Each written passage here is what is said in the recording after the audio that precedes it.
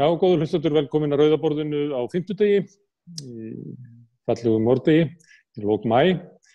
Hérna á eftir koma til mín miklir spekingar, Ásgeir Brynjar Torfason sem hefur verið hérna oft hjá okkur, Ragnar Þór Ingólfsson sem hefur líka verið hérna oft hjá okkur, Finnur Delsen, dósent í heimspeki sem hefur verið hérna einu sinni áður, og Héðinn Unnsteinsson, stefnumótunarfræðingur sem hefur ekki komið til okkar áður en er kunnur af speki sinni og þekkingu. En ég ætla að byrja á því að ræða stuttlega hérna við Jónu Imsland sem er baráttukona, býr í Hafnarfirði. Hún safnaði undirskriftum fólks til þess að mótmæla uppkaupum auðkýfinga á jörðum sem var heitt mál hér á Íslandi fyrir COVID og verður það líklega enn og verður það áfram. Og mér langaði svona aðeins að forvitnast það hjá Jónu, ekki síst svona að hún hefur staðið í þessari baráttu ein og fann þetta upp hjá sjálfri sér, svona hvað varð til þess, Jóna, að þú ákvaðst að leggja í þessa baráttu? Já, komið sæl. Það fyrsta sem kveikti hérna á perunni var þegar að Núbo ætlaði að kaupa Grímsstaði. En það var annar sem reddaði því, þannig þá hætti ég sem sagt því sem ég var rétt byrjuð á þá að safna fólki með mér á Facebook. En svo kom annar Nýbó og keypti. Og þar sem ég er þeirra skoðunar að land eigi ekki að vera í einkaeigu.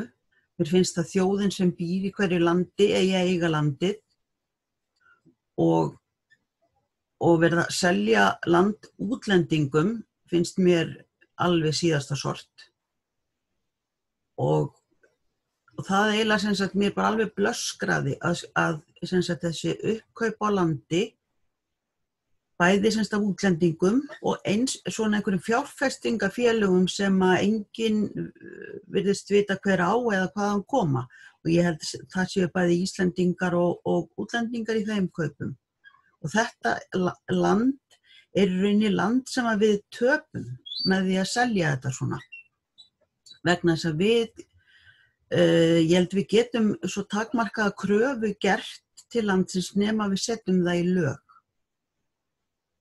Að þjóðin eigi landið og hvað þá leigi bændum eða hvernig segir þetta búin að hugsa þetta? Já, ég sé alveg fyrir mér til dæmis að þeir bændur sem vilja hefja búskap og það er erfitt að þurfa að kaupa land og svo hérna allan húsakost og allt sem þessu viðkemur, að ég sé fyrir mér að fólk myndi leigja sem sagt land, kaupa húsakostinn og borga svo bara svipað og ég meina við borgum af leigu af lóðinni sem húsin okkar standa á.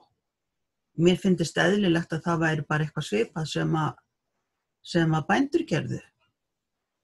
Því það er ekki allir sem að erfa lönd og í rauninni þegar ég er að tala að selja land og hérna dali fjöll og það allt í rauninni á þetta náttúrulega við sjómina landhelgina okkar.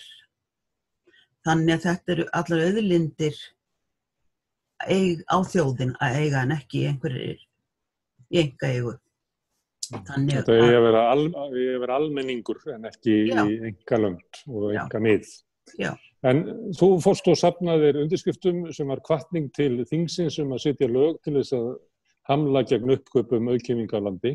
Já, bara banna kaup útlendinga og takmarka, og þetta gerist ekki í hendingskasti af fólk fari að selja ríkinu jarðirnar sínar, þannig að þetta á eftir að taka langan tíma. En til að byrja með að banna alfarið að selja þeim sem ekki eiga lögheimili á landinu, jarðir, og eins hafa takmörkun á stærð lands sem fólk getur keypt. Þú safnar undirskriftum og svo sendur þú það þingmönnum og fórst síðan hvað í forsætisráðuneytið og afhentir Katrínu Jakobsdóttur. Já. Hvernig tók hún á móti þér? Hún tók vel á móti mér, en ég veit ekkert hvort hún gerir eitthvað. þetta verður bókað inn eins og allt sem afhent á þennan hátt. En já, ég sé svo sem ekki hendi mér að það verður komin einhver breytingartillaga lögin. Stjórnarskráin nú ekki komin ennþá. Við vorum bara 8.091 sem að ég treysti mér að standa fyllilega fyrir. Það voru 12.000 undirskriftir, en það var eitthvað búið að rugla í listanum og ég fór yfir þetta eins vel og mér var unnt og eftir standa þessi 8.091 sem að ég stend með. Það þykir bara ekki nógu mikið. Guðni forseti var í Silfrinu helgina og hann sagði eitthvað sem svo að þeirra komu til hans áskoranir að gera eitthvað í orkupakkanum. Það var eitthvað rúmlega 10.000 og nú fannst það bara of lítið. Já, mér finnst það alveg stór undarlegt. Reyndar finnst mér þessi tala að hafa bara safnað, segjum bara 12.000, það hefði verið 12.000. Mér finnst það ofsalega lítið miðað við málefnið. En það sem svolítið ábyrrandi, sko, ég á Facebook, það eru til eitthvað fullt af einhverju svona öðru dóti sem ég ekki inn á og kann ekkert inn á. Og mér skilst að unga fólkið sé ekki lengur á Facebook. Að það sé komið eitthvað annað. Og það vantar hreinlega ungt fólk á þennan undirskriftalista. Og Þú varst heldur ekkert í fréttum, það var ekki mikið sagt frá þessari söfnuðinni eða það? Nei, ég fekk einu sinni viðtal í Bítinu og ég sendi tilkynningar út allt, sko. Og ég búin að hafa samband við fólk út í þjóðfélaginu, svona málsmetandi fólk sem eru náttúruverndarsinnar og huga að þessum málefnum. Og mér fannst eins og mér fannst ég vera svona eins og, ég ætla bara að segja ljótt orð, mér fannst ég vera svona eins og mella að falbjóða mig út allt. Sendi fólki, svona frægum Íslendingum, bréf, tölvubréf eða skilaboð í gegnum Facebook út allar trissur. Landsliðin í fótbolta og handbolta, kvenna og kalla og hinu þessu fólki. Ég fekk, það var einhver sem þakkaði fyrir, einn. Og þetta var fólk sem ég var að biðja hjálp við að vekja athygli á þessu mjög svo brýna máli. En ég skildi ekki, ok, ég bara einhver engin út í bæ, af því ég ekki þekkt. Ef að ég hefði heitið einhverju nafni sem allir kannast við, þá hefði fólk sjálfsagt hlaupið á eftir mér til að reyna að fá að vera með í athyglinni.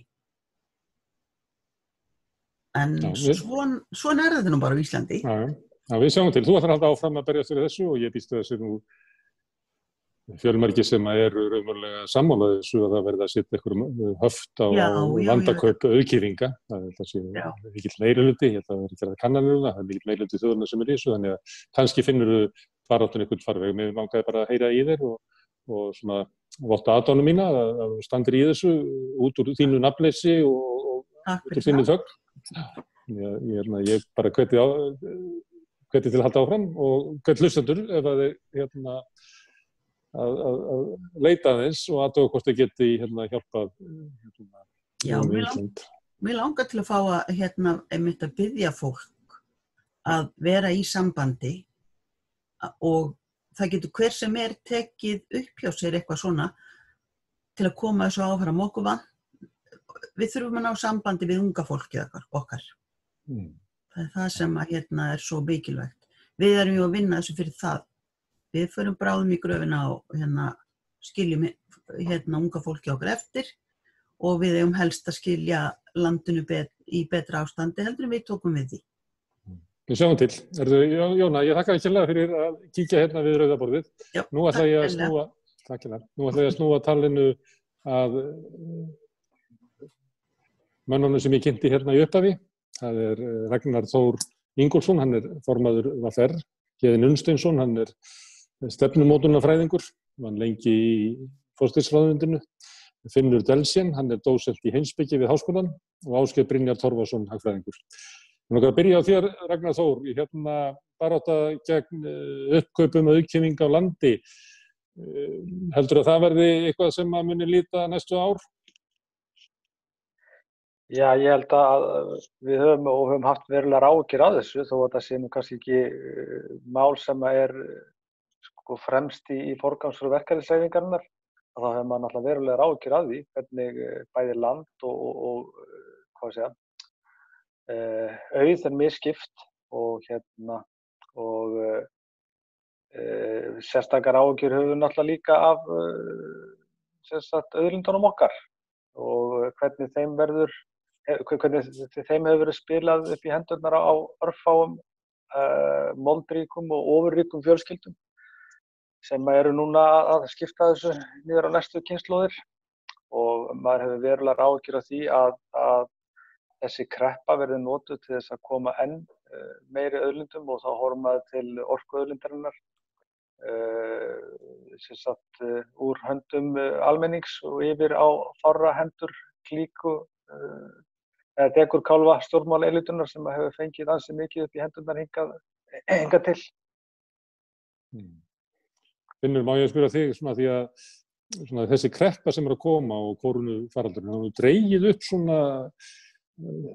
svona eldri baráttumál, eins og til dæmis aukið atvinnulýðræði. Þú varst einn af þeim fræðimönnum sem skrifaði undir þá hvatningu í sambandi við umhverfismál að auka atvinnulýðræði sem eitthvað sem var mikið í gangi kannski svona fram að 1980 en hefur síðan horfið. Hvað með svona, og líka núna undanfarið út af arfinum í Samherja, þá hefur komið upp svona eins og þetta sé barátta gegn einhverja lénsveldis, nýs lénsveldis. Heldurðu að hver á landið, sem bara klassísk pólitísk spurning, mörg þúsund ára aftur í tímann, að hún eftir að vakna upp núna á næstu misserum? Já, ég veit það hreinlega ekki, en mér finnst það, í mínum huga það alltaf ákveðin svona tímaskekkja eða var kannski aldrei við hæfi til að byrja með að sumir eigi mjög mikið meira á land heldur en einhverju aðrir. Það kannski svona praktískar ástæður fyrir því að það getur verið svona tiltölulega þægilegt kannski að fólk eigi það land sem það býr á eða sem það er að nota, en að það eigi meira land heldur en það held ég að sé ekki eitthvað sem við þurfum að halda. En já, svona almennt að þá held ég að ýmsar þessar spurningar, þannig að þetta vaknar svona aftur. Þetta eins og gerðist svo sem í efnahagskreppunni árið 2008, þá fer fólk að spekulera í svona grundvallar hugmyndafræðilegum álitamálum, held ég, og það koma fram hugmyndir eða svona gömul ágreiningsmál eða gamlar hugmyndir kannski koma aftur upp og verða relevant. En það þarf kannski líka að hugsa það hvað að það þarf að finna þessum hugmyndum einhvern farveg þannig að það sé raunhæft að gera eitthvað í því. Maður svolítið áhyggjur af því að það sé svona of margar hugmyndir á sveimi til þess að nokkuð af því verði að veruleika. Allar kannski góðar hugmyndir en maður vonar að kannski það verður svona settur einhver fókus á þetta, hvað verði gert, og mér leist rosalega vel á þennan undirskriftalista sem fjallaði um atvinnulýðræði, hlutilega því að það hefur verið umræða aukið atvinnulýðræði svona á undanförnum árum, jafnvel þótt að það hafi kannski legið svolítið í dvala líka, að það einn byrjunarpunktur held ég sem að ég allan að myndi vera mjög spenntur fyrir, að við myndum svona sitja svolítið svona kraft á bak við það, hugmyndir atvinnulýðræði og núna einmitt í þessum svona umróta tímum. Sem róttæk hugmynd vegna þess að það horfir raunverulega á valdi sem kannski fyrir utan hið formlega vald sem að tilheyrir lýðræðisvettvangnum og ríkisvaldi og sveitarfélögum. Það fókus raunverulega á hitt valdi sem að sumriti hefur ekki verið fókus á lengi. Já, nei, einmitt ég líti á þetta sem hluti af svona því sem að fólk svona til vinstri ætti að vera að berjast fyrir, að það ætti ekki bara að berjast fyrir auknu auknum jöfnuði það kemur að efnahagslegum gæðum til dæmis, heldur líka hvað varðar áhrif í samfélaginu og það náttúrulega eins og okkar samfélagi lítið út núna, þá fólk sem á mikið af peningum að það getur keypt heilu fyrirtækin og þannig öðlast mjög mikil áhrif, en með auknu atvinnulýðræði þá hugmyndin sú að fólk ráði meira fyrirtækin líka og þá þurfi ekki að vera þessi rosalegi lýðræðishalli sem innbyggður í svona kapitalist hagkerfi, þar sem að launþegar eru bara mun valdaminni heldur en þeir sem eru eigendur fyrirtækja. Þannig að ég lít á það sem bara næsta skref í svona einhverju róttækri vinstrisinnaðri baráttu. Kevin, blessaður,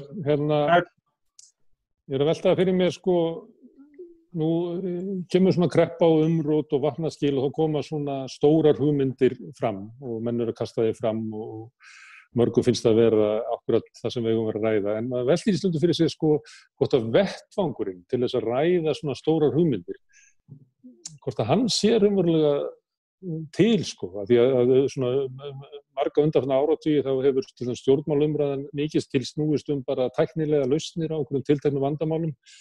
Einhver benti hérna við rauðaborðið á því að hann hefði hlustað á Bjarna Ben í pólitík í 20 ára og aldrei heyrt hann tala um pólitík, hann hefði bara hlustað á hann tala um einhverja tæknilega lausnir á einhverjum tilteknum vandamálum. Eigum við vettvang til þess að ræða svona grundvallarmáli í pólitík? Já, ég nú sammála sem að tala hérna undan að stjórnkerfin okkar eru leir að þá eru þau mixed núna næstu 2-3 árin. Það vera mjög mjúk og það opnast svona hugmyndafræði þetta rými til þess að breyta hlutum eins og gerðist síðast 2008 og halið þeirra kreppu og lauk eitthvað tíma 2012 og þetta tækifæri núna til ótal hluta og hugmyndir svo borgaralaunir allt í núna upp á borðinu þegar við erum að greiða tæplega 60.000 manns atvinnuleysisbætur á mánuði og 22.000 manns örorkubætur, þetta eru 82.000 manns af 197.000 á vinnumarkaði, svona ekki segja það að öryrkjar séu beint á vinnumarkaði núna, þetta ansi stór hluti þannig að spurningin getur ekki bara slegið þessi bótakerfi alfarið af og borga bara lágmarksframfærslu hér til allra. Það opnast rými fyrir róttækar hugmyndir eins og hann var að fjalla hérna undan mér. Þannig að þú spyrð vettvang, vettvangur náttúrulega að vera löggjafavaldið, en það er spurning hvort að þessi umræða hún að fara fram þar, hvar á hún að fara fram á hún ekki að fara fram í stjórnmálaflokkunum, er það ekki rétti vettvangurinn? Nú að styttast í kosningar, auðvitað hætt á því að umræðan fari út víðan völl og sé hingað og þangað og hugmyndin, það er bara eins og það og auðvitað það bara allt í lagi. Ég ekki þessum að við þurfum einhvern sérstakan vettvang, vettvangur mætti náttúrulega að vera innan stjórnmálafræðingarinnar og klárlega innan verkalýðshreyfingar, lífeyrissjóð og annar staðar. Það að summera þetta upp á einhverjum einu vettvang, ég veit að ég er bara núna verði hugmyndir að fá að fljúga, hingað og þangað, það er klárlega hugmyndir það að breyta strúktúr, að breyta menningu. Og það er alltaf sama samspilið þar, það er fólk, menning, struktúr. Hvað er alltaf að byrja? Það eru ótal dæmi núna það ýmislegt sem hægt að breyta. Og það er nú kannski svolítið sorglegt að horfa upp á það að geti tekið jafnvel 20, jafnvel 30 ára að breyta stjórnarskrána eins og við ætlum að breyta hann eftir 2008. Því að það þarf 2 kjörtímabil til þess að fullgilda breytingar og ég veit ekki hvar þetta er statt núna. Ég ætla ekki að fara að tala innihald, auðvitað ákvæðið annað slíkt en það eru klárlega tækifæri núna að maður bara hræddur eftir 14 ári í kerfinu. Að þá er maður svolítið smeykur að E-listinn, það geta bara einhvern veginn og það breytist þú að lítið, við förum bara aftur í sama farið. Þið sáu nú alla viðleitnina sem var til breytinga eftir 2008, 9, 10, 11, 12, 13, en hvað hefur breyst í raun og veru? Hvað sagðirðu? Sagðirðu E-listinn? Sagðirðu E-listinn? Já, ég skauti á. Ég ætla ekki að segja hvað það stendur fyrir. Ætlarðu að segja okkur hvað það stendur fyrir? E-listinn? Nei, ég ætla að láta það líka milli mála, milli hluta. En þú getur ímyndaði hvað það stendur fyrir. Já, en þú nefnir stjórnmálaflokkur og svona og það hefur líka verið rætt hérna við rauðaborðið að þeir séu svona tómar skeljar, að svona grasrótarstarfið í þeim séu veikt, að þau hafa kannski raunverulega ekki getu til þess að standa í svona hugmyndarlegri endurnýjun. Það hefur verið bent á það. Það hefur verið, Ragnar tilheyrir því sem stundum hefur verið kallað endurreisn verkalýðshreyfingarinnar sem bendir náttúrulega til þess að hún hafi verið í því ástandi að hún réð ekki við hugmyndarlega endurnýjun. Þannig að þú bendir á svona vettvanga, það sem við gætum verið að ræða stóru spurningar, en á móti kemur að við vitum eiginlega öll að þetta margt ansi fiskið og fúið. Jú, ég bara benda í makromyndina það að struktúra þessa lands allt of flókin með hvað búa hérna fáir. Að vera með 9 ráðuneyti ekki fjölskipuðu stjórnvaldi, 165 ríkisstofnanir, 69 sveitarfélög, 6 mismunandi skiptingar hjá framkvæmdarvaldinu á landinu, eina skiptingu löggjafans á landinu, allt of flókið. Ójafnvægi og óbalans milli löggjafar og framkvæmdarvalds, þingir í stöðu vanmáttar kennd gagnvart 650-700 manna her framkvæmdarvaldsins innan 9 ráðuneytanna, þar sem lögin eru samin, 98,9% allra laga eru samin í framkvæmdarvaldinu. Það bara óbalans og svo takast mann endalaust á og maður velti fyrir sig bara hvað var það eiginlega boðskap hérna Páls í fyrsta bréfinu til Kórintumanna? Hvað var hann? Það kærleikann og hann var umburðarlyndur og skildi allt og það fram til götunum. Það eru eilíf átök oft á tíðum míkró- og mesómálefni en færri einhvern veginn að fjalla getur verið við þurfum að breyta struktúrum hjá honum og makromyndinni hjá okkur. Og jú, auðvitað stjórnarskrárumræðan búin að vera í gangi en maður velti fyrir sér á hvaða vegferð hún? Hvað hún? Af hverju tekur þetta svona rosalega langan tíma? Ef til kannski ekki vilji eða hvað það eiginlega? En ég veit það ekki. Ég bara fyrrverandi starfsmaður stjórnarráðsins og til verðandi aftur. Nú, það þar inn í ráðuneytið aftur? Ég tók mér 2 ára launalaust leyfi sem að ljúka núna í ágúst. Ok. Ásgeir Brynjar, eign á landi, eign á auðlindum, þetta hagfræðilegt mál? Heldur að þetta komi inn í svona endurreisn hagfræðinnar, svona endurreisn, þá hún að líka gangi í gegnum svona ýmsar breytingar. Heldur að þetta verði stórt mál? Já, á alþjóðavísu þar sem ég nú mest að starfa, þar það. Ég nú með hérna eina bók á borðinu hjá mér sem heitir The Code of Capital, How the Law Creates Wealth and Inequality og þar farið yfir söguna, hvernig í raun og veru eignarhald á landi grunnurinn af því sem síðar verður kapitalismin og síðan hvernig í raun og veru með lögfræðingunum skrifað inn svona réttindi og Íslendingar hafa kannski komist einna lengst í því að ná að skrifa ekki bara syndandi fiska í hafinu, heldur ófædda fiska í hafinu inn í einhvers konar eignarrétt sem núna farin að ganga í arf.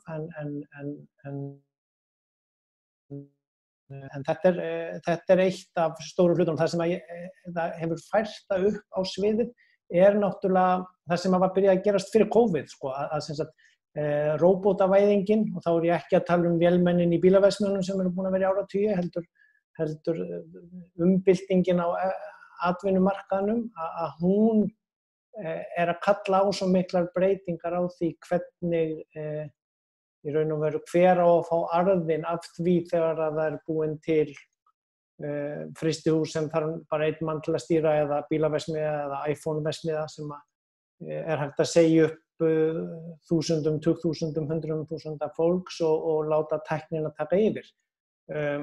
Og þá hafa menn verið að koma á loft svona hugmyndum eins og Universal Basic Dividend sem hefur ekki tekist að þýða, sem ekki þessi borgarlaun heldur sem sagt að við eigum öll einhvers konar hlutdeild í arðinum. Þetta hefur náttúrulega verið leyst sögulega tæknilega með skattheimtu en núna í raun og veru erum við að búa til verðmætin í verðmætustu fyrirtækjunum í heiminum, Google, Facebook og þess að þar, með því að bara vera að nota búnaðinn þeirra.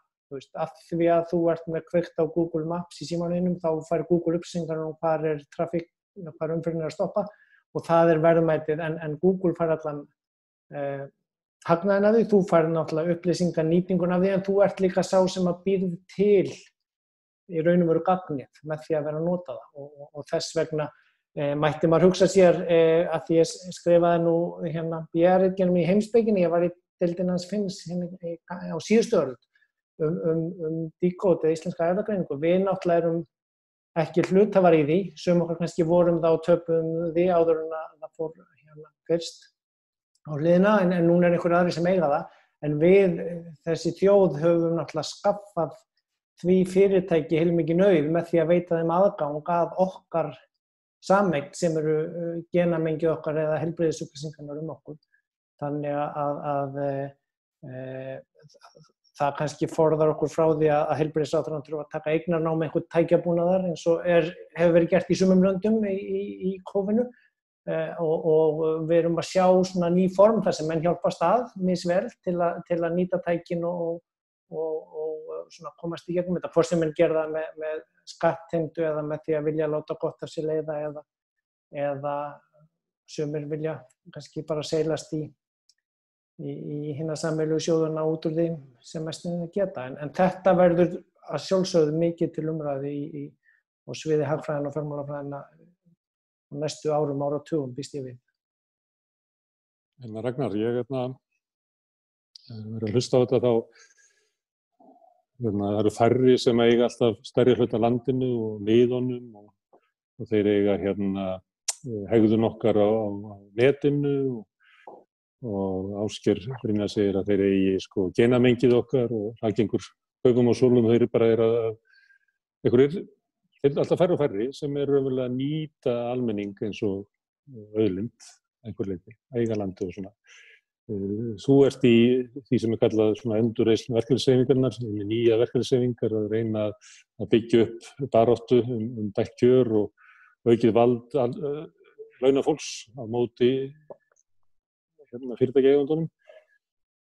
Er þetta ekki alveg fáránlegt ofurefli sem að þau eru að glíma við? Og svo vitum við náttúrulega líka, og Héðinn gæti sagt okkur það, að þeir eru verið að setja lögin, hann var að tala fjöldan sem var inn í ráðuneytunum, að þegar þau eru að undirbúa lögin, að þá talaðu fyrst og fremst við hagsmunasamtök fyrirtækja og fjármagnseigenda og áður að búa til lögin, þannig að einhver leyti þá eiga hinnir auðugu völdin og að sumu leyti stóra hluta af stjórnmálakerfinu okkar. Já, þú lýsir þessu bara mjög vel. Þetta ég segi, þegar maður horfir á verkefni stundum, sérstaklega þegar þú ert kannski eins og í lífskjarasamningnum búin að semja aðgerðapakka í húsnæðismálum, það búið að teikna hann upp í mjög breiðri samstöðu, mjög stórs hóps, þar sem nánast allir hagsmunaaðilar koma að þeirri vinnu.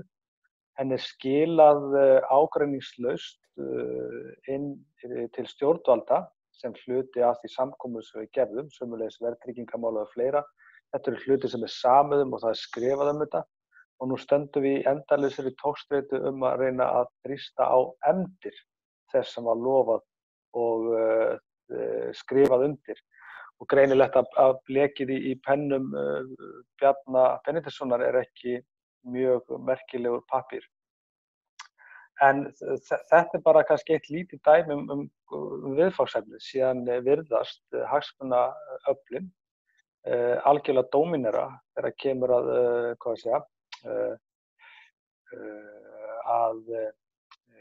koma bæði lagafrumvörpum í gegnum þingið og lagabreytingum og virðast hafa miklu meiri áheyrn stjórnvalda þegar kemur að athugasemdum breytingum.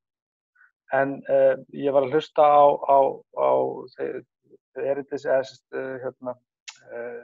félaga mína í þessu viðtali að ræða ýmislegt og þá sérstaklega yfirbygginguna í stjórnsýslunni. Og það má kannski að gamni tala lífeyrissjóðakerfið, að hvergi í heiminum eru fleiri lífeyrissjóðir en á Íslandi miðað við höfðatölu. Þeir voru 97 þegar mest lét, ég held að séu 20 talsins sem eru í einhvers konar rekstri að taka við iðgjöldum eða eru fullvirkir í dag.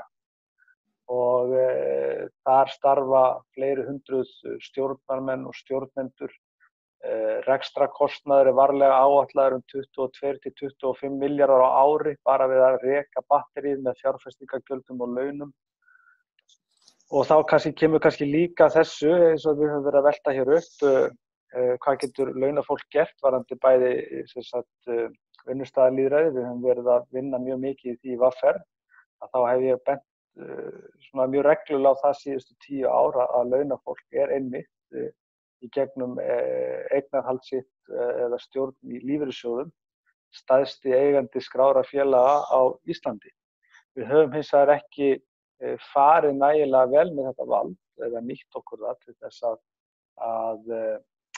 að byggja okkur upp svona siðferðislegri gildi þegar kemur að atvinnulífinu og bara fjármálakerfinu og ýmsu öðru, þar sem að lífeyrissjóðirnir eru og gætu verið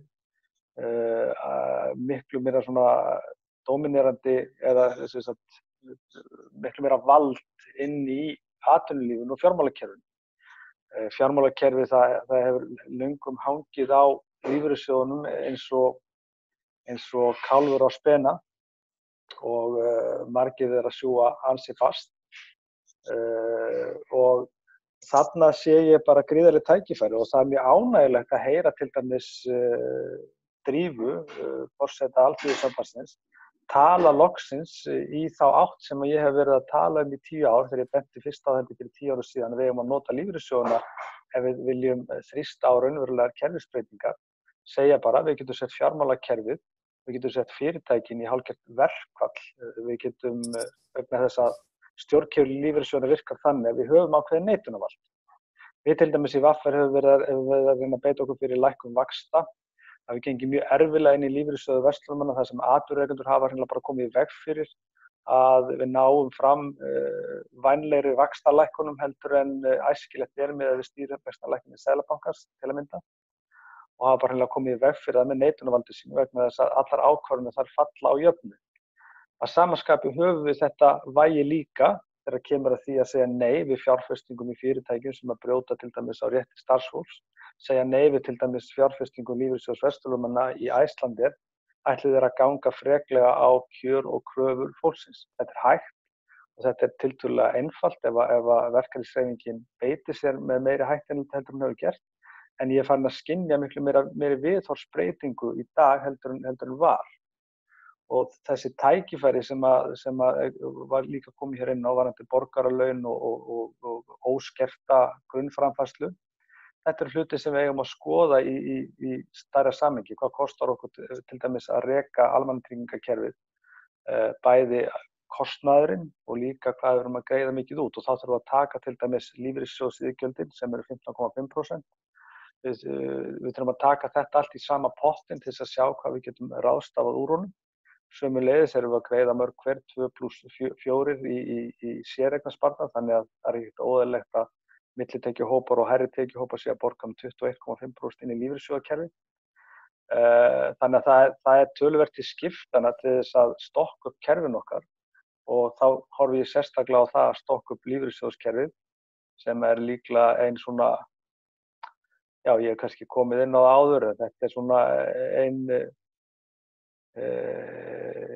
mesta lygin held ég af íslensku kerfum að það hafi burði til þess að standa undir framtíðarlífeyri landsmanna á markaðslegum forsendum og sjálfur sér að ætla sér það að sjá fólki fyrir framfærslu í framtíðinni á markaðslegum forsendum er einfaldlega og rauninni bara einfaldlega galin hugmyndafræði og þess vegna og sömuleiðis að vera með þetta kerfi sem er með alla þessar skerðingar og kerfi sem að fólk almennt bara skilur ekki upp niður í hvernig virkar að þau eiga bara einfaldlega ekki rétt á sér en hérna hafa myndast mjög mikil tækifæri en ég skynja líka eins og segi við erum í gríðarlegri varnarbaráttu og sérstaklega gagnvart fyrirtækjunum sem að ætla að nýta sér ástandið til þess að núlla út nánast alla kjarabaráttu síðustu áratugi ef ekki lengra. Þannig að verkefnin eru svo sannarlega krefjandi, tækifærin eru mörg og mikil, en ég vissu það að næstu kosningar að ég leyfi mér að vona það og ef maður hefur ekki von að þá kemst maður lítið áfram. Ég leyfi mér að vona það að næstu kosningar snúist auðlindirnar okkar og rauninni að fólki rísi upp, almenningur rísi upp og það verði einhver valkostur sem fólk getur sett nafnið sitt við og valið sem verður hafi nægjanlegt vægi til þess að riðla þess og fella þetta núverandi kerfi sem að í rauninni ber ábyrgð á þeim kerfum í sjálfu sér og þessari yfirbyggingu sem við erum með í fanginu. Ok, Finnur. Þannig að minnst á lífeyrissjóðakerfið og lífeyrissjóðnir eiga ég held meirinn helminginn af hlutabréfunum í Kauphöllinni, mjög algengt eigi 70-75% í félögum, eiga minna í Marel og svona öðru félögum sem eru kannski svona stærri þannig að svona í uppbæðum að þá eiga við svona helminginn. Hér hefur verið rætt að skattleggja róbótavæðinguna, þannig að almenningu kannski, fyrirtæki myndu bara halda áfram að reka sig, en almenningu fengi svona hluta af arðinum. Við höfum líka rætt auðlindagjald.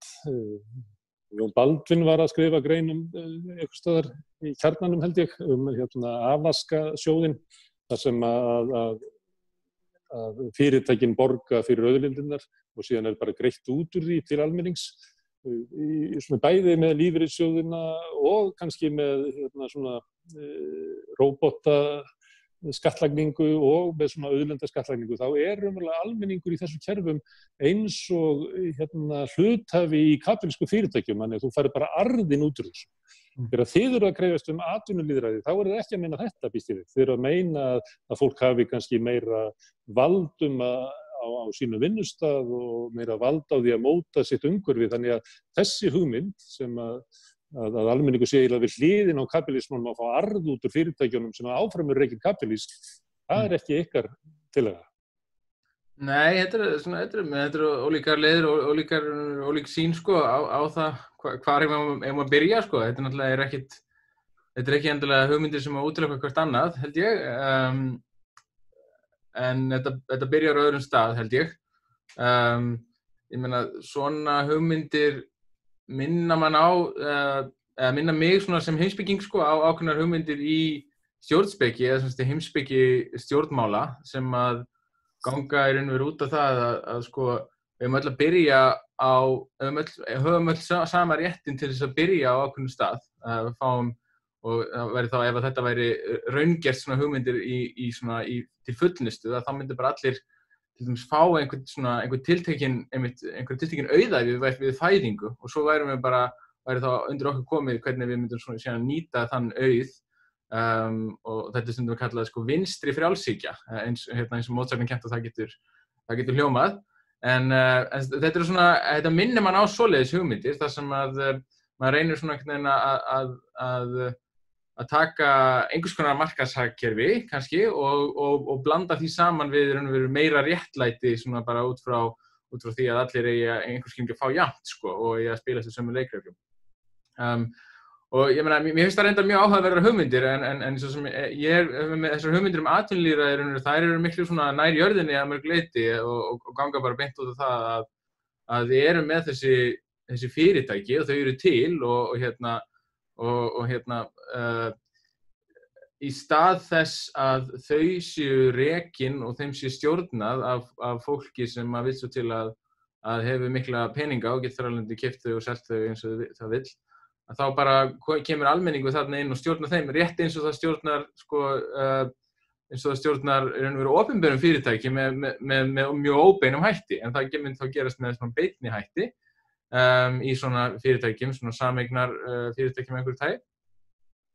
Og það getur þá leitt til þess reynda líka að opinberar stofnanir með sambærilegum hætti svona lýðræðisvæddar og hugmyndafræðin gengur út á fyrst og fremst sko ákveðið svona hugmyndir svona jafnræði í valdi sem að og ég meina ef að vel tekst til og ef að þetta gengur allt saman upp að þá ætti það síðan á endanum að leiða til meiri jöfnuðar í samfélaginu efnahagslega líka. Það allavega von þeirra sem að standa fyrir svona hugmyndum að í raun og veru rótin að efnahagslegu ójafnrétti þetta valda ójafnvægi sem á milli þeirra sem að geta átt fyrirtækin og þeirra sem svo ekki að vinna í þeim og eiga bara að fá laun. Og auðvitað tengist þetta líka sko nýlegum hugmyndum og þess vegna hefur þetta að einhverju leyti þess vegna hefur þetta komið fram á yfirborðinu nýlega þetta tengist þessum nýlegu hugmyndum til þess sem við fáum úr hagfræði sko eins og frá Piketty og fleirum að arður einhvern veginn að vera stærri og stærri hluti af tekjum fólks og eignir frekar en laun það sem ákvarðar efnahagslega stöðu fólks í meira og meira mæli og þetta væri líka ákveðin leið til þess að reyna að vinna ofan af því ásamt öðrum leiðum. En já, eins og ég segi, kannski aðalpunkturinn kannski sá að þetta ekkert ósamrýmanlegir hlutir og það að gera þetta allt saman samtímis í raun og veru, við þurfum bara ákveða hvar við höfum byrja. En þú talar að fólk fái svona upphafi aft af auðlindunum og getur svo spila út úr því í ævinni, en eiginlega þessar hugmyndir bæði í sambandi við eignir lífeyrissjóðanna í fyrirtækjunum, þá eiginlega hugmyndir svo að sko fyrirtækin eru bara áfram rekin af þeir sem eiga helminginn á móti lífeyrissjóðunum eða þá einhverjum sem bara vinna við það, en almenningur hefur eiginlega ekkert vald með það hvert fyrirtækin að fara, en fær svo bara hluta af arðinum greiddan út sem eftirlaun seinna. Það sama með orkusjóðinn sem að Bjarni Benediktsson var að velta fyrir sér, sem bara svipaður og þessi fiskauðlindasjóður sem að Jón Baldvin var að skrifa og svo kom aftur þessar hugmyndir róbótavæðinguna og að það sé tekin gjaldtaka fyrirtækina sem halda bara áfram að rekast, þegar þú fær bara pening. Þannig að samfélagi breytist ekki neitt, þú heldur áfram að vera algjörlega valdalaus inn í einhverju stór fyrirtæki, inn í einhverju maskínu sem að þú ræður auðvitað lítið við, en þú færð alltaf tékk í pósti. Þannig að það er spurning svo, hvaðan kemur þessu hugmynd? Er þetta ekki raunverulega það sem að þeir sem að stjórna atvinnulífinu gætu raunverulega fallist á? Ég má bara ráða atvinnulífinu áfram ef ég bara sendi Finni 150 skall á mánuði, þá er ég alveg til í það, bara góð til fyrir mig. Já, ég meina, maður hefur sérstaklega áhyggjur af þessu þegar kemur að róbótavæðingunni, að ég meina það kannski hljómar vel til að byrja með að maður fái bara einhver borgaralaun og þurfi síðan ekkert að stríta hverjum degi fyrir laununum sínum. En svo náttúrulega hægt og rólega verður það til þess að fyrirtækin þurfi ekkert á manni að halda. Og þar að leiðandi, ég meina hægt og rólega væntanlega gæti maður að sé það fyrir sér að þau bara sjá engan tilgangi að halda áfram þessum borgaralaunum ef þau síðan fara hægt og rólega að ráða samfélaginu í gegnum meðal stjórnkerfið eins og við vitum náttúrulega að gerist í gegnum lobbyisma og fleira. Ég meina, maður þorir ekki að hugsa þá hugsun til enda, sko, ef það nær einhvern veginn yfirtökunum. Þannig að ég svona pínu hræddur við borgaralaun sem lausn á róbótavæðingunni, sko. Það getur verið önnur góð rök fyrir borgaralaunum, en sem lausn á því þá er maður svolítið hræddur sko, hvar það endar í raun og veru. Okay. Ég þori ekki að halva hugsa það segir Finnur og það er svolítið freistandi að fara þá lengra en í það. Ég hitti einhvern tímann fyrir mörgum árum og hann sagði við mig að drónavæðing Bandaríkjahers væru svakaleg tíðindi. Og svo sagði hann, hvað heldur að gerist þegar hinn ríku þurfi ekki lengur á drengjónum og fátækrahverfunum að halda. Þeir þurfi ekki raunverulega lástéttinni að halda til þess að heyja fyrir sér stríð. Og þá var hann að tala svona hvernig vald eða bara tilveru grundvöllur lástéttanna en í heimi hinna ríku gæti breyst við þetta héðinn. Gætu við verið að horfa fram á tíma þar sem að bara þeir sem að stjórna og þeir sem að ráða bara þurfa minna á okkur að halda, ég veit ekki, ég flokka mig sem inn í okkur, þú kannski ekkert með þeim. Já, sko, mér finnst við nú, sko, við tilheyrum náttúrulega samfélagi og það í samfélagi er mikilvægt að hafa virkni og það er mikilvægt að tilheyra og hafa tilgang og þetta er þetta miklar áskorun sem við stöndum fram fyrir, en þegar ég hljóða að hlusta bara á Ragnar og Finn, sérstaklega Finn, þá fór ég alltaf inn að hugsa Jóns og Hriflu og Benedikt og Auðnum og það sem gerist 1880, 70 og allt fram til 1990, Val Arnþórsson, Ólafur, ég fór að hugsa samvinnuhreyfinguna og hvernig hún einhvern veginn hafði ofboðslega áhrif á íslenskt samfélag langan tíma og hugmyndafræðina sem stóð að baki henni. Og af því að það er ekkert nýtt þannig undir sólinni, það er kannski bara aðeins öðruvísi útfærslur á svipuðum hugmyndum hafa verið í gangi mjög lengi. Þannig að þetta kom allt í einu upp þegar maður ræði atvinnulýðræði og þessa hluti. En auðvitað snýst þetta ofboðslega mikið vald, en sko almannavaldið er nú ekkert almannavald, það er nú bara þjónustu umboð. Fólk bara veitir þjónustu umboð. Við í lýðræðisríki höfum vald, sko, því að 1849 í Danmörku var tekin stjórnarskrá og það var bara klippt á tengslin milli Guðs og kóngsins. Og kóngurinn þótti ekki setja upp hillu, það í stástofunni, skilur við. En þegar við tökum upp stjórnarskrá sko 74 og svo fullgildum 1944 þá höldum þessum tengslum og höldum inn í forsetaembætti sem hefur löggjafarvald með Alþingi einhvern veginn og nú tekist á forsetaembættið, ég þarf ekki það að menn hafa misjafnar skoðanir og sumir hafa skoðun að við eigum bara ekkert að vera með forseta, það er svo ein skoðun en allavega að þú spurðir áðan þennan vettvang, hvar eigum við að eiga þessu umræðu, hvernig eigum við að halda utan allar þessar hugmyndir, bæði þá hugmyndastrauma sem undir liggja í alls konar bókum og fræðum og atvinnulýðræði og þess og hinu og svo útfærslunum sem Ragnar kom inn á með útfærslunum með lífeyrissjóðina og þessi ég er að tala aðalega strúktúrbreytingar af því að mér er strúktúrn allt of flókin og það vantar gagnsæi í hann en það er klálega aukist rosalega mikið gagnsæi í allri lagasetningu og framkvæmd og innleiðingu laga og reglna og stefna hérna í Íslandi. Við erum með samráðsgátt, það geta allir komið og séð og skoðað og kommentera. Þetta var ekkert svona. Það voru bara sterku hagsmunaaðilar 1960, 70, 80 sem höfðu ykkur áhrif. Nú allan opið fyrir minn fleiri, en við erum ennþá ekki sátt og svo það hitt líka að við tölum stöðugt rétt. Ég á rétt og ég á rétt og þetta einhvern veginn umræða sem hefur vaxið ofboðslega frá seinni heimsstyrjöld og við gleymum kannski hinu orðinu sem við þurfum líka að tala og það ábyrgð. Við berum líka ábyrgð. Við eigum bara ekki endalaust rétt á samfélagið. Við berum samfélagslega ábyrgð gagnvart samfélaginu okkar. Og það ekki með að gleymast að við endalaust gerum kröfu og við farum að vera lobbyisti og talsmaður opinbera kerfis og breytast í embættismann aftur og segja bara við megi ekki gera svona mikla kröfur, við erum að vinna í þessu, en það bara gerist allt svo hægt og það alltaf að fara eftir orðanhljóðan og kerfið sett saman á lögfræðingum og það bara önnur funksjón, það önnur orðræða, það bara önnur menning. Ragnar lítur að kannast til það, embættismenn, þetta bara annar heimur eiginlega og það þarf einhvern veginn að ná einhverju samþættingu þarna á milli og ekki þessu stöðu pólariseringu, við og þið og þessi átök og það nú margoft rætt þessu átakamenningu og lengi og hún virðist bara einhvern veginn ekki að breytast og þá spyrðu eins og uppi aftur vettvang. Ég veit það ekki, pólitíkin, flokkarnir, þingið klárlega, en eftir þarf bara einhvern vettvang þar sem allir bara koma saman og fóru skónum og koma sokkalistum minn, til að ná okkur ég veit það ekki, mann finnst bara þessi átaka hefur ekki skil okkur eitt áfram. Það svona að vísa inn á hann í Kórinthubréfið, eða fyrsta bréf Páls til Kórinthum. Páll pósturinn hann sagði reynið allt og haldið því sem gott Já, og hann talaði ekki kærleikann, hann var umveðið allt og umbæri allt og skildi allt, en svo endar maður bara eins og góður embættismaður sagði við mig, mér verður ekki að halda áfram að reyna að breyta þessu. Lestu Birting, lestu Voltaire, hver boðskapur bókarinnar? Jú, hugsaðu Garðinn og hinn boðskapurinn jú, það bara allt eins og á að vera. Ég ekki að segja að það sé rétt, en þú kemst maður á miðjan aldur og bara, ok. Þetta ekki bara, ámaður að þessu lengi ætlar að halda áfram að nuða, breyta, ögra, bota, íta. Hvað segir þið? Vill einhver svara henni? Hann baráttumaður sem við að bugast. Getur einhver talað í hann kjark? Já, ég veit ekki, að gefast upp með hérna alveg strax.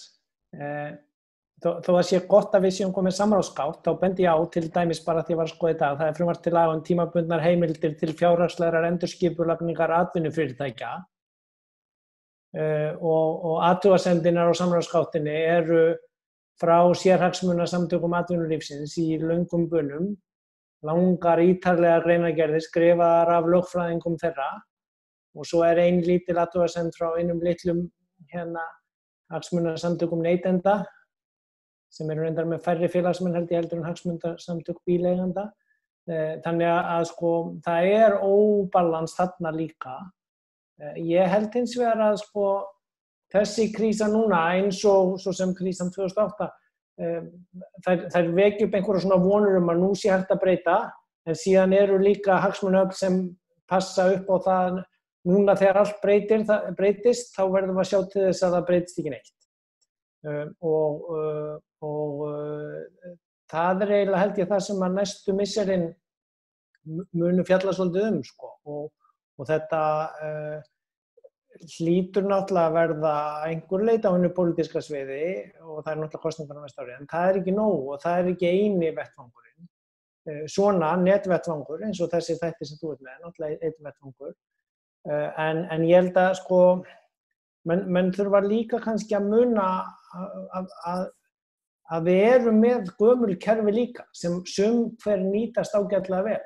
Ég minni á að það kerfi frá 1494 cirka sem tvíhliða bókhald, reikningsskil og endurskoðun. Þetta hefur verið svona ekkert spennandi efni en það kom skýrsla frá ríkisendurskoðanda í dag þar sem hann fer yfir hverjir eru að nýta sér milljarðana sem voru sendir út til að hjálpa og við höfum þetta alltaf og við erum með Evrópureglugerðir viðbótarupplýsingar sem fyrirtæki eiga að gefa upp í reikningsskilum sínum Og það var komið 2016, við erum ekki búin að innleiða það, en við erum að vinna í því núna, það komið frumvarp líka breyting á ársreikningalögum. Það sem að stórfyrirtæki, sama hvað þau heita, þurfa að greina betur frá og skýra, ekki bara umhverfismál eða samfélagsmál eða stjórnarhætti, heldur líka bara hvernig þeim gangi og hvernig þau nýta peningar.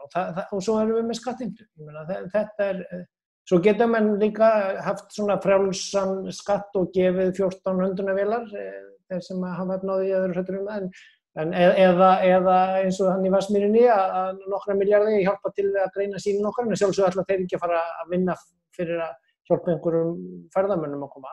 Þannig að þú veist, við erum með fullt af kerfum til að takast á þetta, við þurfum bara einhvern veginn að vera tilbúin að nýta þau og hugsa þau svolítið opið. Því að við skiptist á milli ýmsa kerfa. Ragnar fulltrúi verkalýðshreyfingarinnar, Finnur fulltrúi fræðasamfélagsins og háskólanna og Héðinn því miður, hann fulltrúi stjórnsýslunnar, kerfisins, ríkisins. Þú þá fulltrúi sem hagfræðingur, þá þú fulltrúi það sem hefur kallað peningahagkerfið, peningavaldið. Til þess að hemja það er náttúrulega gríðarlegt vald og það kemur mjög sterkt fram í þessu þætti og kemur reglulega fram við rauðaborðið hvað peningavaldið rosalega sterkt og til þess að geta mætt í þá þarf almenningur einhvern veginn að vera virkur. Héðinn minntist þetta svo samvinnuhreyfinguna sem að almenningur, kannski fyrst ríkari bændur en síðan almenningur allur, notaði til þess að raunverulega móta atvinnulíf sem hentaði sér betur, ekki bara ríkakallinum. Verkalýðshreyfingin annað svona kerfi, stjórnmálaflokkarnir allir stofnaði til þess að gæta að almannahagsmunum. Það eiginlega engin stjórnmálaflokkur sem í nafninu til er stofnaði til þess að gæta hagsmuna hinna ríku og auðugu, og að ég kannski segja að sumir séu raunverulega að gera það. Það er spyrja þig til þess að vinna á móti þessu mikla valdi afskipirinn. Hvað þarf almenningur? Það er ekki nóg að hafa bara verkalýðshreyfinguna. Hann þyrfti að hafa samvinnuhreyfinguna líka, hann þyrfti að hafa öfluga stjórnmálaflokka, hann þyrfti að hafa virka þátttöku almennings, hann þyrfti að hafa öfluga fjölmiðla til þess að geta haldið utan um umræðuna og hann þyrfti að hafa. Ef maður fer yfir sviðið þá eins og við höfum einhvers staðar orðið ótrúlega kærulaus að svona tæki almennings eru flest deyg og veik og lítið notuð. Ég kannski of dimmur og svartsýnn, Ásgeir? Nei, ég alltaf svo bjartsýnn að okkur muni takast að laga þetta. Því að það ekkert fullkomið kerfi. Við þurfum alltaf að vera að endurmóta það og bæta það, framtróa. Það hættulegast þeir sem að vita einhverja svona eina lausn eða þeir sem að verja að við verðum að halda þessu eins og þetta hefur verið. En við þurfum sambland af þessu og við þurfum að nýta okkur þau kerfi sem við höfum og byggja á þeim og þróast síðan áfram. Ég meina, eitt af því sem að þessi kreppa að afhjúpa svolítið líka. Það svona meiri krafa og þörf á þverfagleika, að hætta að vera í deildaskiptingum háskólana. Við sáum það hvernig við tókumst á við veiruna. Það komu tölfræðingar og alls konar samstarf mismunandi hópa úr líffræði, veirufræði, læknisfræði, faraldursfræði og hagfræðin kemur að því að litlu leyti. En sama, ég hérna með á borðinu núna meistararitgerð úr hagnýtri heimspeki endurskoðun.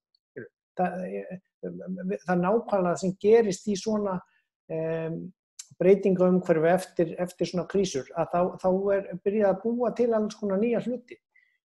Hugsa hlutinu ekki endilega alltaf upp á nýtt, heldur bara hugsa hlutina dýpra, út frá heimspeki, grunnhugtök í endurskoðun, út frá það í raun og veru það sem ég sé svona möguleikan í þessu ástandi, af því að þetta afhjúpar svo hreinlega hvað að í kerfunum og ég meina það var ekki, ég held að bara verið í fyrra sem sérhagsmunasamtök atvinnulífsins voru mjög mikið á móti styttingu vinnuvikunar. Núna allir búin að vera að vinna heima meira og minna, þannig að núna orðið miklu auðveldar að tala um það. Það að tala um breytingar á kerfum og það sko hægt að sjá fyrir sér núna þegar fyrirtækinu eru farin að fá svona mikinn pening frá ríkinu, að þá þetta að tala svona það að standa reikningsskil gjörða sína og það að standa skil á skatti og þú átt ekki rétt á að fá svona ef þú ert búin að vera í skattaskjóli. Ég meina, og alveg eins og með arðina auðlindinni, þegar að þú erfir fiskifyrirtæki pabba þinn svo hann átti bát, að báturinn afskrifast, hann skemmist. Þannig að það hlýtur að vera alveg að sama fiskinn. Svo hægt að deila hvort á afskrifa hann 3% ári eða 1% ári eða 5 eða 10% og þá veitum við hvort við 10 ári eða 100 ár að ná tilbaka. En þú bara að tala hugmyndir sko, sem þær ekkert að virka, sko. Þær ekkert í gangi þessar hugmyndir. Ekki bara að við megum eiginlega að hugsa og tala hvað sem Já, til dæmis upp í háskóla, við megum hugsa og tala hvað sem vegna þess að kannski háskólinn bara hefur ekki svona ári og hann hafði fyrir 40 árum vegna þess að penningavaldið búið að byggja upp svona think tank og áróðusmaskinur sem að raunverulega hafa miklu meiri vald heldur en háskólinn hefur í dag. Við höfum ennþá lýðræði, þannig að við þurfum bara öfluga fjölmiðla og lýðræðislega umræðu og svo kosningar og þá hægt að breyta sem vilja breyta. Barátta Corbyn í Bretlandi og barátta Bernie Sanders í Bandaríkjunum. Þetta eru menn sem stóðu raunverulega fyrir það sem 70% af þjóðinni vildi. Það voru gerðar kannanir svona stefnu þeirra og þeir standa fyrir sko því sem mikill meirihluti þjóðarinnar vill. Þetta eru sanngirnismál sem meirihlutin vill. Þeim eru útlistaðir í pressunni eins og jaðarmenn sem eru raunverulega alltaf að fara að raska hinu góða jafnvægi samfélagsins. Þannig að sko fjölmiðlavettvangurinn, þú segir að við þurfum góða fjölmiðla, en bara sorry ástin mín, við erum ekki með góða fjölmiðla. Nei, þá verðum við að gera eitthvað í því. Erum við ekki að búa til saman hérna þessa stöð? Allavega kem ég alltaf hérna. Já. Í hverju viku á þess að fá nýtt fyrir það. Hérna. Það mitt framlag. Finnur, ég nefndi þarna svona stöðu háskólana. Sumuleyti það eitthvað til í því að sko staða háskólana í dag heldur kannski hvað við segja 1960, 1970 er miklu veikari að sumuleyti vegna þess að penningavaldið fattaði að þeir gætu búið til svona eiginlega gerfi hugmyndaveitur sem að raunverulega hafa miklu meira vægi. Þú til dæmis aldrei í silfrinu en einhver frá viðskiptaráði þar bara, ég held að ég bara fastan stólar og í kasthúsi. Já, ég held að sé mikið til í þessu sko, að einmitt að svona fjársterk öfl þau átti þessi á því að þau geti bara sér sniðið þessa svona álitsgjafa sem þau telur sig þurfa að halda og það bara nóg að láta þau fá einhverjar, eða semst að þetta fólk sé með einhverjar gráður í sínu fagi og skrifa einhverjar skýrslur og þá er lít svo að það sé hlutlegur sannleikur, þótt að það sé oft svona, eitthvað mjög vafasamum grunni og þetta náttúrulega nýtir sér í raun og veru það að fólk almennt og þar á meðal fjölmiðlafólk það á mjög erfitt með að skilja að sko raunverulega sérfræðinga, fólk sem raunverulega til dæmis sinnir rannsóknum á sínu sviði og annars vegar og svo bara fólk sem að þykist vera það sko og eða sem að segist vera það og þá þetta að býma bara til sína einn hugveitur sem að segja það sem að þarf að segja.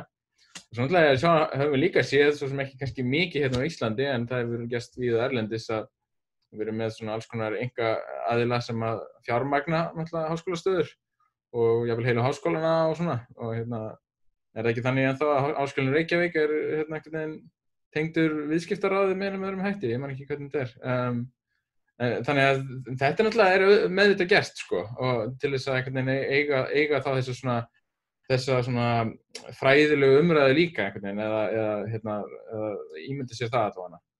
Og það er svo sem gerist líka hérna í háskólanum sko, maður sér það alveg en já, ég veit ekki. Finnur, þetta alvarlegt, þú veist, þetta pirrar mig mjög mikið sko, því að SA og viðskiptaráð eru bara ekki lýðræðislegar stofnanir og ég skil ekki þann vettvang sem þeim gefið í samfélaginu. Og það er svona bara pirrað mig. Þetta alvarlegt, nú þess ríkisstjórnir að berjast gegn svona, hvað heitir það, upplýsinga, óreiðu. Þetta náttúrulega hinn fullkomna upplýsingaóreiða, það hvernig sko henni að valdið nær raunverulega að spilla læknum og svo erum við að fá okkur vatn einhvers staðar neðar en ofar í ánni er búið að spilla sko, hella alls konar dótir í vatnið okkar. Já, það er bara mjög góð líking finnst mér, já, mjög góð. Ég meina, þetta er alveg markvisst gert og sko eitt sem er til dæmis, eitt sem er gert mjög markvisst er að sko það þarf ekki endilega að sem svona fjársterkur aðili til að hafa áhrif á svona, hvað ég segja, sérfræðitekningu eða bara vísindastarf eða rannsóknir. Það þarf ekki endilega að gera svo mikið. Það þarf ekki að ráða neitt til þess að sinna rannsóknum sem viðkomandi hefði ekki annars sinnt. Þú þarf ekki að fá einhver til að ljúga fyrir þig beinlínis. Það er nóg bara að veita til dæmis svona einn vænan styrk sem að segja er á ákveðnu sviði, sem á að svona beita ákveðnum aðferðum á ákveðnu sviði eða er undir ákveðnu leiðbeinanda sem er þér þóknanlegur og þar af leiðandi er fólki sem sækir þá stöðu eða sækir það doktorsnám eða hvað hann að það er þá líklegra til þess að framleiða þess konar niðurstöður sem er þér þóknanlegt og þetta bara gerist alveg markvisst innan vísinda og hefur talsvert verið skrifað með þetta núna undanförnum árum í vísindaheimspeki, hvernig þetta er gert og hvaða áhrif þetta getur haft. Og svo sko aðrar aðferðir sem er líka beitt eins og til dæmis bara það að skanna hvaða rannsóknir hafi verið gerðar á tilteknu sviði og velja svo úr þær rannsóknir sem að henta þér eða þínu fyrirtæki eða þínu stofnun af einhverju tagi og svo eru þær einhvern veginn svona blasnar upp og í fjölmiðlum og senda fréttatilkynningar þær og svo framvegis. Og bara með þessum hætti, ég meina það hljómar einhvern veginn, það hljómar eins og ég sé að gera lítið úr vísindum en það er ekki það sem ég er að segja, en með þessum hætti er hægt að setja fram þá mynd af vísindum sko, að nánast styðji hvað sem er á vissum sviðum og ég held að það sé verulegt áhyggjuefni hvað bæði fjölmiðlar og almenningur sko bara á erfitt með að sjá svona í gegnum þessar strategíur sem hefur verið að beita og ég hef nú skrifað talsvert þessa hluti og svona pælt mikið í þessu, hvernig er hægt að vinna gegn þessu og eitt sem að ég til dæmis held að bara að fjölmiðlar ætti að hætta eiginlega að gera, það er að sko bara átómatískt finna sérfræðingar sem að eru á svona hinni skoðunni við það sem að einhver annar sérfræðingar á, af því að það eru alltaf einhverjir sem að getur alltaf dregið fram þennan hinn sérfræðing sem er á hinni skoðunni og þá verður alltaf þessi svona mynd af rannsóknunum eins og það sé svona einhvern veginn það sé allir á báðum áttum eða það sé einhvern veginn eitthvað óljóst hver niðurstaðan er. Ég meina þetta er mjög skýrt þegar það kemur að loftslagsbreytingum þar sem fyrir hvern vísindamann sem segir að loftslagsbreytingar séu af mannavöldum þá dreginn fram annar sem að segir að svo sé ekki og almenningur fær þessa tilfinningu að það sé einhvern veginn eitthvað óljóst í þessum vísindum sem það er ekki sko. Við minnum mig á þegar Harpa Njáls gerði ítarlegar rannsóknir á fátækt stuttu eftir aldamót og birti það eftir margra ára rannsókn. Og svo kom einhver einmitt frá viðskiptaráði eitthvað svona, ég er nú ekki alveg viss, kom bara sem mótsvars og það er bara eiginlega skilið eftir. Og síðan hafa verið búnar til, sko, held ég, á vegum sko, ríkisstjórna ábyggilega sko, 6 eða 7 rannsóknir á fátækt og síðan aldrei gert neitt í því af því að það kemur alltaf einhvern veginn eins og sé eitthvað vafi á því hvað þetta sé, þess vita allir. Hvernig er þetta annars? Já, ég meina það kasta svona efi hefur mikil af því að Héðinn er að vitna í Pál Postula og þegar að vitna í Martin Luther, hann sagði að það er að stjórna heiminum með einu orði og það er orðið en. Þannig ef að Harpa færi að kynna sína niðurstöðum fátækt og það kemur ykkur og segir en, að þá er náttúrulega Já, það er vel þekkt svona vísinda eða svona rannsóknum á vísindamiðlun að það er mun auðveldara einmitt að fá fólk til þess að efast vísindalega niðurstöður heldur en að fá það til að trúa og það er nánast sko einhvern veginn nánast ómögulegt að fá það til þess að fara tilbaka yfir í að trúa sko mjög vel staðfestum vísindakenningum ef það er byrjað að efast. Og ég tala nú ekki þegar maður er með sko fjölmiðla fjölmiðla í einhverjum tilvikum en líka stjórnmálamenn og fleira sem að svona taka sérstaklega fram að ef einhver segir eitthvað annað heldur en að þetta sé allt saman eitthvað rugl, þá er viðkomandi með alls konar mótíf fyrir því. Þannig þá ertu komið með svona, gerir þetta ennþá erfiðara í raun og veru að fá nokkurs konar staðfestingu sem er svona í samræmi við raunveruleikana, því að það er búið að segja þér að ef þú færið eitthvað slíkt og þá skal ekki taka mark á því. Sko. Það sé raunverulega bara erfitt að koma fram nýjum upplýsingum stöðu ef að það þjónar ekki hagsmunum hinna peningavaldsins, að þá kunna þau alveg aðferðina að raunverulega grafa undan þeim upplýsingum til þess að draga úr vægi þeirra í almennri umræðu. Já, einmitt. Og ég held að við þurfum bara, við hinn þurfum að vera svolítið flinkari við það, einmitt að svara þessu og benda á þetta og læra okkar einn aðferði, sko, til þess að mæta þessum aðferðum. Því þetta er bara mjög vel úthugsað og skipulegt. Ragnar, þú ert formaður í VR með 45.000 manns eða eitthvað. 37.000. 37.000, gríðarlegu fjöldi.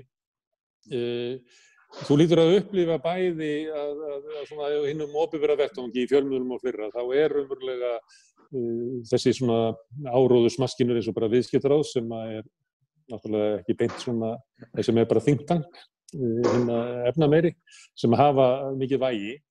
Við sjáum þetta líka því að Finnur var að tala styrktar stöður í háskólanum. Ég held að SFS og fleiri styrki stöður í háskólanum. Ég held að það sé ekki kennd einu svona verkalýðssaga í háskólanum. Í umfjöllunum ykkur, ég var með Sólveig Anna var hérna í gær og við vorum að rifja það upp hvernig hún máluð upp í viðskiptakálfi Fréttablaðsins eða í viðskiptablaðinu sem eiginlega kona bara í ójafnvægi, þar sem að þið sem að berjast fyrir almannahagsmunum lituð svona og hafi raunverulega ekki sama svona status og sess í hinni almennu umræðu. Ég nefndi Bernie Sanders og Corbyn sem að tala máli mikils meirihluta þjóðarinnar sem máluð upp sem svona öfgafólk. Skyldleiki með þessu? Hvernig fjölmiðlar umgangast ykkur hinna svo kölluðu nýju verkalýðshreyfingu? Já, við fundum þetta mjög vel í aðdraganda lífskjarasamninganna að við vorum að fara allavega ég og Solla vorum að fara í gegnum fyrsta svona stóra kjarasamningin okkar og maður fann það á orðræðunni að viðhorfið til okkar var einmitt það að við værum stórhættulegt öfgafólk og með sturlaðar kröfur og allt þar fram eftir götunum og þetta var mjög svona óvægin orðræða umræða og sem betur fer að þá höfum við þó allavega sýnt það í verki og ég var nú að hrósa félaga mínum Sólveigu Önnu og félögum mínum í Eflingu fyrir framúrskarandi árangur í sinni kjarabaráttu, bæði að snúa þessari erfiðu orðræðu þar sem að í sjálfsög mótaðilinn, samtök atvinnulífsins, með endalaust resource af lobbyistum sem þeir geta notað til þess að taka, fara í skítverkin. Ef þú hefur komið inn í hús atvinnulífsins einhvern tímann, þá þetta svolítið merkilegur kassi og þetta svolítið súmmerar upp öll hagsmunafélögin í kringum í sjálfu sér valdablokkirnar í íslensku samfélagi og sérstaklega þegar þú kemur upp á hæð samtaka atvinnulífsins að það nú ekki meira heldur en hálft skilrúm á milli viðskiptaráðs og samtaka atvinnulífsins og þarna hefur mönnum verið teygt á milli, það nú þarna lykilmenn núna, Halldór Benjamin og Davíð Þorláksson sem voru lykilmenn meðal annars í Icelandair og voru tengdir þessu landssímareitsklúðri sem ég hef nú skrifað eða spillingunni í kringum það og þetta tengist allt rosalega mikið og ég kannski ekki alveg sammála því að mín skoðun svo að þetta bara þessi átakafarvegur sem þetta í og við verðum að blása í miklu frekar heldur en gefa eftir til þess að bæði tapa ekki því sem hefur þó áunnist og sömuleiðis reyna að tryggja það að fólkið okkar og félagsmenn okkar og bara almenningur verður ekki skilinn eftir þegar að verður útdeilt af veisluborðinu. Þú ert ósammála Héðni sem að segir að þessi ómikil átök, þú vilt bara meira átök. Algjörlega, ég meina við getum bara tekið bara ágætis dæmi þegar verkalýðshreyfingin og þegar sem mestu svona, friður var á milli SA og ASÍ til dæmis að þar var verkamannabústaðakerfi lagt niður meðal annars það er búið að rústa mörgum kerfunum. Hér voru heimili hirt af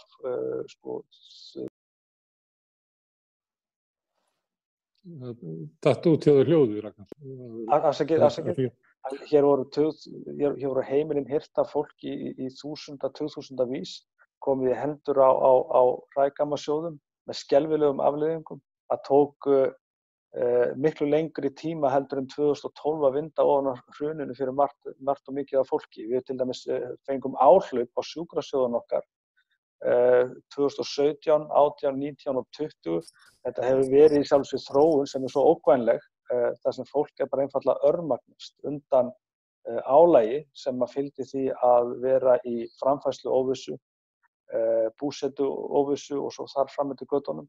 Þannig að ég algjörlega ósammála þessu og ef við slökum eitthvað á, örlítið á, að þá gerist það bara að það verður gengið á okkur rétt. Við sjáum það bara núna, en það væri ekki þessi viðspyrna núna, að þá væri held ég bara staðan bara enn alvarlegri hjá launafólki heldur en hún þó í dag. Við erum að horfa á það núna til dæmis að fólk sem á hlutabótaleiðinni eða á tekjutengdum atvinnuleysisbótum og fólk sem lendir á strípuðum bótum núna í haust sem eru 230 skall eftir skatt. Þetta eru einstaklingar sem munu þurfa að taka ákvörðun það hvort þeir ætla að borga leigu eða kaupa í matinn, borga reikninga af lánunum eða brauðfæða börnin. Þetta eru viðfangsefnin og það þýðir ekkert jarm og ja í þessu. Við verðum bara að tryggja það að hagsmunum fólksins í landinu, að þeim verði vel fylgt eftir og það þýðir ekkert hálfkáki þeim efnum, annars verðum við bara einfaldlega undir. Sagan hefur einfaldlega sýnt. Nú ég spyrja Héðinn þegar þú komst með vitnar í Biblíuna og talar að við erum minni átök. Hægt að hafa frið án réttlætis? Já, ég sé bara ekki annað en að hagsmuni löggjafans og kjörinna fulltrúa geta farið algjörlega saman við hagsmuni verkalýðshreyfingar að ákveðnu leyti. Þannig að ég hef alltaf verið samvinnumaður og talað samvinnu og samstarf og öllum þeim verkefnum sem ég unni áður en ég fór til ríkisins og Sameinuðu þjóðanna, þá vann ég einhverju geðhjálp og þess aðila. Þetta var allt samvinnuverkefni. Þetta voru samvinnuverkefni landlæknis, heilbrigðisráðuneytisins, geðhjálpar, 7 einkafyrirtækja, public, civil, private partnership. Og þetta gekk bara ágætlega. Ég er ekki að segja það að þurfi ekki að vera einhver átök, en ég hins vegar talsmaður samvinnu. Gallinn þetta samfélag og svari við mörgum spurningum eða forsendugalli eru 3 milljónir. Það vantar 3 milljónir íbúa í þetta land. Þess að krítískur massi náist svo hægt að reka almennt samfélag. Það er bara staðurinn. Ágúst Einarsson búinn að sýna fram á það með ágætis rannsóknum. Hér erum við í nepotismu og kunningjasamfélagi, eins og þið þekkið og vitið manna best sjálfir. Og það að draga upp einhverja svart-hvíta við og þið endalaust myndir bara ekki vænlegt til árangurs. Ég er ekki að segja það að stundum þurfum við ekki að berjast, alls ekki. Ég er bara að segja það að menn þurfa að ná betur saman þetta fyrirbrigði sem heitir samvinna og setja sig í spor annarra og mætast á miðri leið og sýna þessa taktík í samningaviðræðum.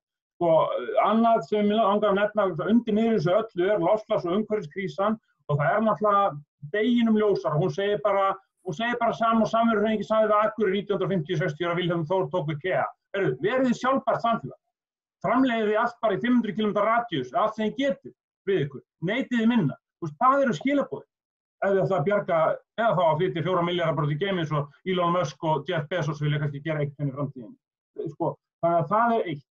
Og kannski í lokin þá langar við bara til að segja mér finnst það svo mikilvægt líka að því að það var forseti Bandaríkjanna sem var bara forseti hann var kannski 2 kjörtímabil og hann dæmdi alltaf mikið út af þessari bölvuðu sprengju sem hann varpaði, hann Harry Truman, sem tók við það róslega.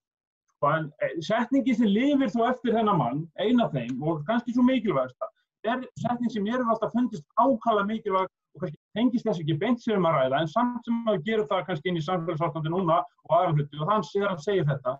Það með ólíkindunum hverju maður þarf ágengt í lífinu, svo framalega sem maður stendur á saman það hver þarf heiðurinn að því. Og hér á þessu landi virðist bara vera krónískur vanmáttur og ekki nóg innri fullvissa í fólki hér, þurfa stöðuga ytri viðurkenningu, eiga sætustu konurnar, sterkustu mennina, endalaust að fá ytri viðurkenningu, hátíðlega gæslan, við verðum að fara að standa eins betur í lappirnar og við áttum okkur því við erum bara ágætt eins og við erum. Og þess vegna þetta að geta gert eitthvað fyrir aðra, starfa á stríðs og krefast ekki umbunar og þurfa ekki stöðugt að fá klappa bakið. Herðu, Ásgeir Brynjar, þú ert búin að vera svo oft hérna hjá mér og gaman að tala við þig. Ég leyfi mér að vera mjög svartsýnn þegar ég er að tala við þig að þú ert svo bjartsýnn og svona. Og sumlítið þá hefur verið að velta fyrir okkur svona breytingum í hagfræði og hvernig menn upplifa hlutverk ríkisins og Seðlabanka og annað slíkt. Hér eru nefndir 2 þættir sem að við langar að spyrja um hvort að hagfræðingar geti dregið inn í sína vinnu. Annars vegar gildi atvinnulýðræðis og samvinnufélag og annað slíkt, hvort að það gæti hugsanlega komið inn í hugmyndir manna til þess þegar menn að ausa út úr almannasjóðum til þess að styrkja atvinnulífið að það verði kannski gert með einhverjum öðrum hætti heldur að styrkja bara einkadrifin, gróðradrifin einkafyrirtæki auðfólks. Og svo er það réttlæti sem kemur stundu fyrir. Ég las einhvern grein sem var mjög áhugaverð þar sem var verið að skrifa það að það hefði eiginlega verið synd hagfræðinnar þegar hún ákvað að réttlæti væri ekki það sem hún ætti að fjalla það réttlæti væri fyrir ykkur aðra og þess vegna var hægt að nota hagfræðina raunverulega til þess að drífa áfram aukið óréttlæti. Það væri eiginlega ekki our business og hagfræðingarnir og drífu þar alveg áfram nýfrjálsíki hagfræðina sem að raunverulega magnaði upp óréttlæti. Hagfræði næstu missera mun að fjalla samvinnufélög og atvinnulýðræði og réttlæti. Já, ég hugsa að séu góðar líkur á því. Ég meina Piketty sem að Finnur var að vísa í og lesinn, einmitt, hagfræðingur lesinn af heimspekingum líka, að hann var að koma með nýja bók og bókin hans frá því 2014, Capital in the 21st Century, núna búin að hafa áhrif út. Og bókina sem kom út í ári, The Capital and Ideology, að sýna okkur hvernig raun og veru kreddurnar eru að hafa verið að hafa ómikil áhrif. Og ég held að þessi krísa núna afhjúpi svo mikið að það þýði ekki að ganga eftir þeim kreddum. Sama hvort það séu kreddur nýfrjálshyggjunnar sem orðin úrelt eða einhvers konar harðrar stéttabaráttu, að því ég vil kannski halda áfram með punktinn frá Héðni, að það sem mun gerast og ég held að það muni breyta aðstöðunni hjá mönnum eins og Ragnari og Sólveig Önnu, að atvinnuleysið, ef að það verður viðvarandi, það er mjög margt sem að bendi til þess. Það voru að koma nýjar tölur frá Bandaríkjunum í dag, Bandaríkin sem eru 1000 sinnum stærri en Ísland geta komið með atvinnuleysistölur í hverri viku. Við ráðum ekki við hann einu sinni í mánuði hérlendis, en það voru 2 milljónir í viðbót í síðustu viku í Bandaríkjunum og maður er bæði smávegis glaður að það voru 3 vikuna undan en þeir eru konur yfir 40 milljónir.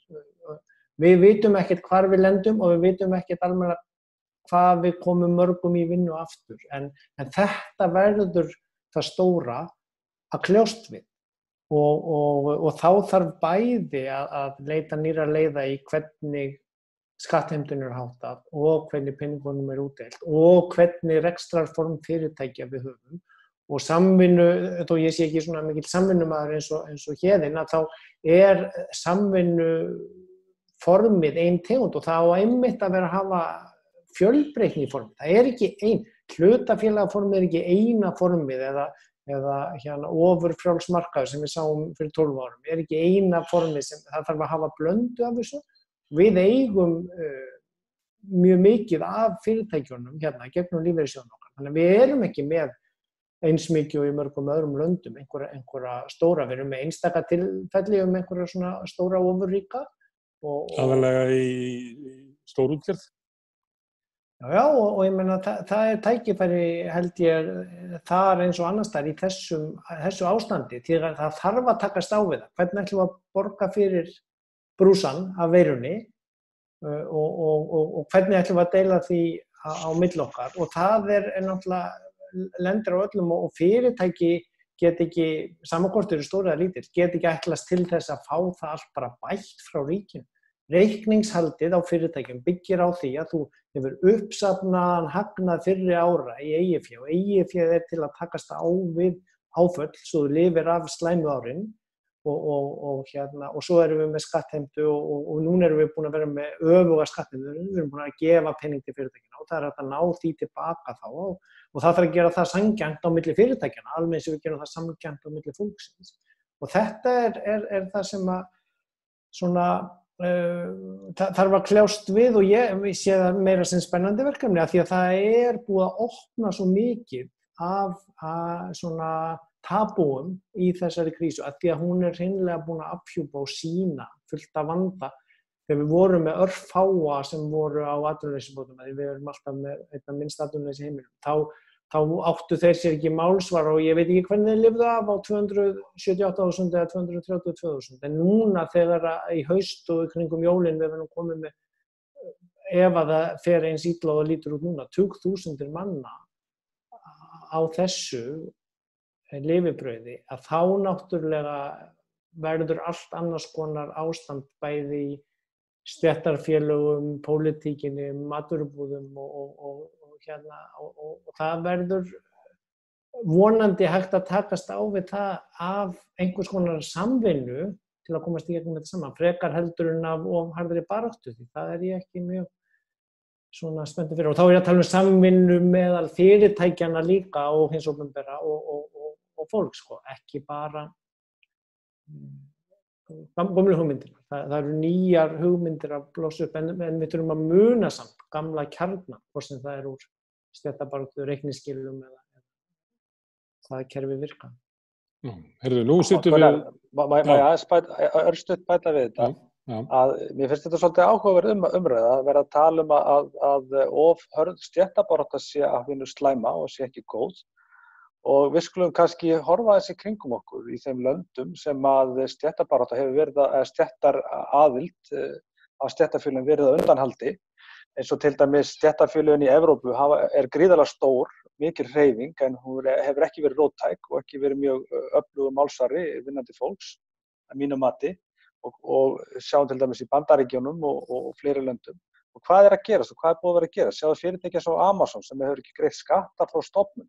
Leita til þess að komast til ríkja, fylkja, landa eða hvað sem það sem að skattalegt hagræði sem mest og borga sem minnst til samfélaga og tilbaka, fá sem mest fyrir vinnuaflið og í sjálfu sér fá sem mesta vinnuframlagi fyrir sem allra minnstu lífsgæði. Apple, við getum tekið dæmi Apple, það talið að Apple hafi verið að greiða svona cirka 50 eurur á hverju milljón eurur sem þeir hafa grætt í Evrópu síðastliðin 5 til 8 ár. Þetta að gerast núna, þetta ekki breytingar sem sem við erum að sjá fyrir framan okkur í náinni framtíð og þetta aukna og mikla atvinnuleysi sem Ásgeir kemur inn á, sem ég algjörlega sammála grafalvarlegt mál, líka vandamál fyrirtækja og afkomu þeirra en við erum bara eins og sé, ástæðan fyrir því að við stöndum frammi fyrir vandamáli, alþjóðavæðingu stórfyrirtækjanna, það sem að læsti samnefnarinn búinn til í kringum störfin og það á að vera mælikvarðinn á þau lífsgæði sem fást fyrir vinnuframlagið sem verið að reyna að koma til dæmis mjög ákveðið fram núna í gegnum til dæmis Flugfreyjur og Icelandair og fleiri fyrirtæki. Það sé bara eðlilegt að Flugfreyjur taki þá bara sömu kjör og Flugfreyjur í Póllandi, 80 skall á mánuði og fá svo bara prósentur á sölu í flugvélinni.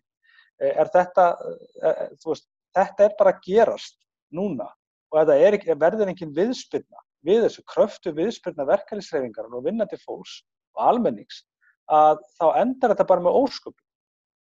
Það enginn að setja þetta upp sem tvær andstæður, sko, að það blanda saman sko, þessum mögulegu skattsvikum og þessu óréttlæti vegna þess að málið bara það að í þessu ástandi mjög klárlega og hefur alltaf gerst einhvern misskipting eykst og það viljum við fyrirbyggja ekki svo. Það engin hvernig ætlar að fyrirbyggja það með einhverju svona bara einhverjum það alls konar leiðir, það verður enda hátekjuskattur og það að minnka bilið, auka þeim sem minnst hafa og draga úr og hækka skattana á þá sem mest hafa. Það alls konar leiðir í því. Það enginn að stilla þessu tvennu upp sem einhverjum andstæðum, það einhver átaka hefði öðrum meginn og samvinnu hefði hinum meginn. Ég bara segja að það möguleiki að nálgast þetta með öðrum hætti, engin andstæðar.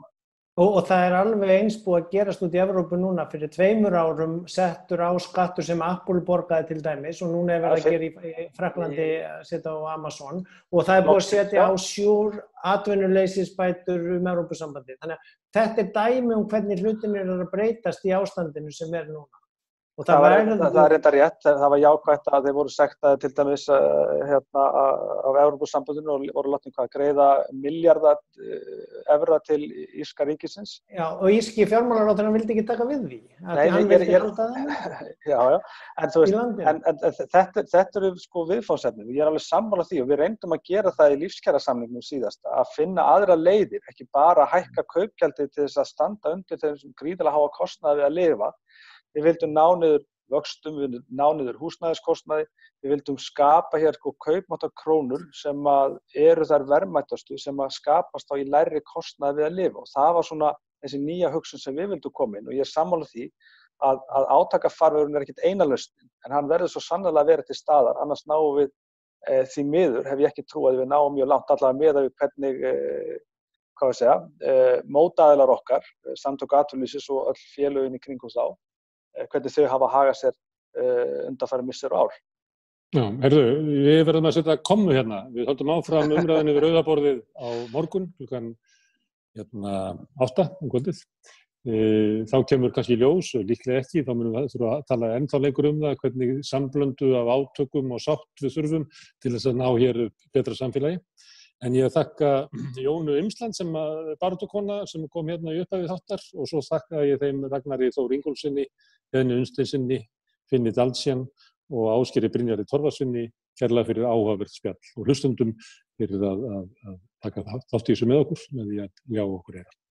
Takk fyrir og góða nótt.